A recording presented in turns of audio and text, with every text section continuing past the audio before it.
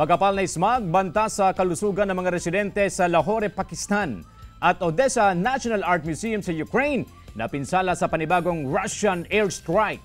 Tunghayan sa Globalita.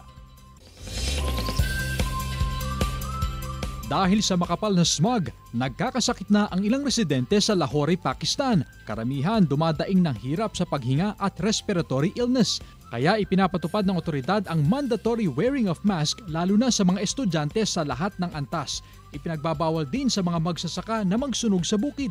Lumalabas sa pag-aaral ng Swiss Air Quality Monitoring, pangalawa ang Lahore sa most polluted city sa buong mundo, kasunod ng New Delhi sa India.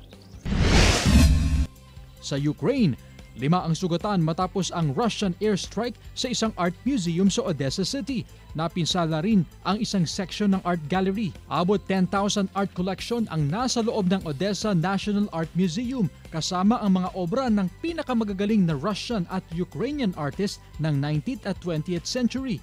Isa lang ang museum sa mga napinsala sa palitan ng airstrike sa pagitan ng Russia at Ukraine. Chris Zuniga para sa Mornings with GMA Regional TV.